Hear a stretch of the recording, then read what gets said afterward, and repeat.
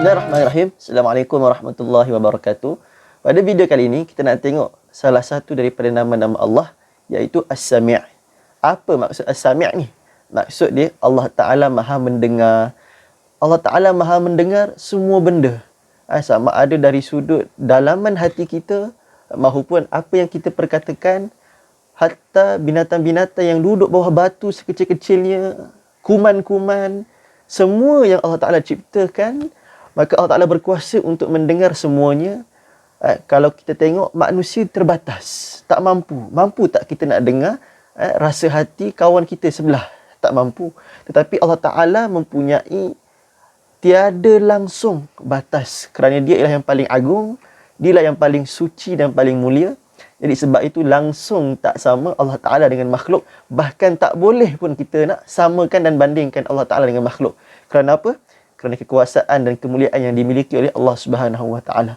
Maka pendengaran Allah Ta'ala tidak terbatas. Bahkan apa yang kita sebut dalam hati pun Allah Ta'ala tahu. Seorang manusia, hamba Allah, apabila dia mengetahui bahawa Allah Ta'ala mendengar semua benda, Allah Ta'ala dengar apa yang dia sebut, apa yang dia cakap, bahkan apa yang terbit dalam hati dia, maka akan melahirkanlah manusia yang jujur, yang mana apabila dia berkata, dia tak boleh, dia tak tahu dan dia tak sanggup nak menipu. Kerana apa? Kerana dia tahu, Allah dengar, nak menipu tak boleh. Maka dia sentiasa berkata yang jujur. Seterusnya, dia akan membentuk manusia ini menjadi seseorang yang sentiasa mengeluarkan perkataan-perkataan yang baik. Sebagai contoh, sentiasa mengucap ataupun mengatakan perkara yang baik pada kawan dia. Hebatlah awak ni. Kerja awak ni sangat cantik. Saya suka awak punya kerajinan. Kerana apa? Kerana dia tahu kata-kata yang baik ini akan dinilai oleh Allah Subhanahu Wa Ta'ala dan memberikan kepada dia pahala yang berlipat kali ganda. Seterusnya, bila dia tahu, seseorang hamba Allah ni tahu Allah Ta'ala Maha mendengar, maka dia akan banyakkan kata-kata dia. Lidah dia akan sentiasa banyak berzikir pada Allah Subhanahu Wa Ta'ala. Akan sentiasa membaca Quran. Kerana apa?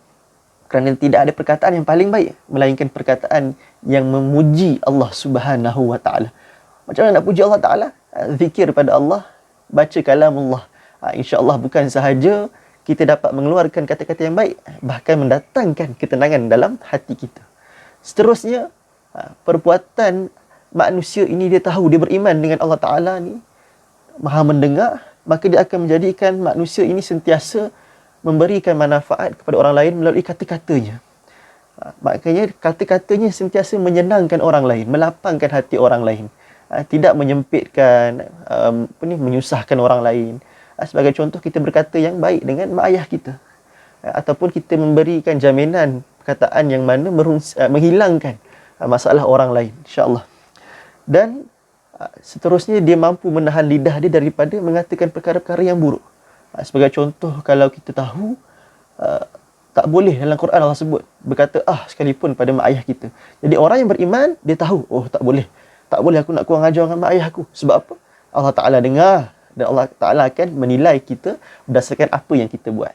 Manusia apabila dia tidak beriman kepada Allah Ta'ala, bahkan langsung tidak percaya bahawa Allah itu Maha mendengar, maka dia akan menjadikan seseorang itu suka menyebarkan fitnah. Apa fitnah ni? Fitnah ni ialah bahasa mudah dia, benda yang tak betul.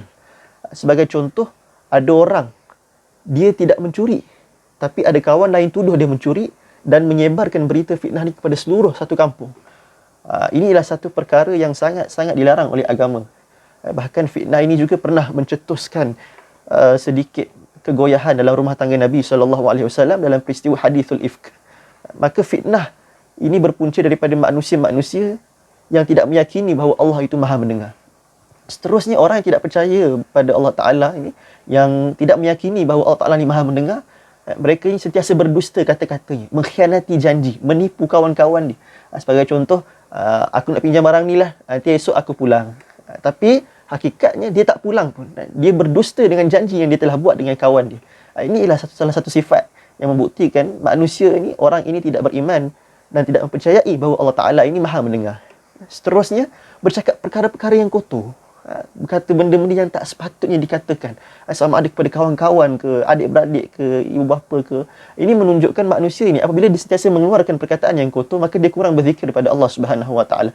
Kerana mulut ataupun lidah yang sentiasa mengucapkan zikir pada Allah, maka sukar untuk lidah tersebut mengeluarkan perkataan-perkataan yang kotor. dan seterusnya akan menyebabkan kata-kata yang dia keluarkan daripada mulut dia menyakiti hati kawan dia, hati mak ayah dia. Sebagai contoh, mak ayah dia minta tolong, dia mengeluarkan kata-kata, tak naklah, buat sendiri. Menyakiti hati orang lain. Kerana apa? Kerana dia merasakan bahawa Allah Ta'ala tak dengar pun. Ini satu penyakit yang sangat berbahaya. Maka kita kena ingat, perbuatan-perbuatan buruk ini semua ni ada balasannya. Kalau tidak di dunia, sudah pasti akan ada balasannya di akhirat kelak. Secara kesimpulan, apa yang kita boleh simpulkan daripada makna Allah Ta'ala ni maha mendengar ialah perlunya kita sentiasa banyak berdoa pada Allah Ta'ala. Kerana Allah Ta'ala maha mendengar, manusia belum tentu dengar apa yang kita sampaikan, apa yang kita ceritakan. Tapi Allah Ta'ala, kita tak sebut lagi dalam doa pun, terlintas dalam hati, Allah dah tahu dah. Al-Alim, maha mengetahui. Apatah lagi mendengar. Maka perbanyakkan doa, perbanyakkan minta kepada Allah Subhanahu Wa Ta'ala. Walaupun kita mungkin kecil lagi, tak tahu nak minta apa, kita doakan kesejahteraan ke atas mak ayah kita, cikgu-cikgu kita, saudara mara kita, insya-Allah. Mudah-mudahan dengan asbab doa kita, Allah Ta'ala angkat dan makbulkan. Jadi jaga kata-kata, jadi orang yang jujur, jadi orang yang baik. Mudah-mudahan kita semua nanti mendapat redha dan kasih sayang Allah Subhanahu Wa Ta'ala. Jadi itu saja. Assalamualaikum warahmatullahi wabarakatuh.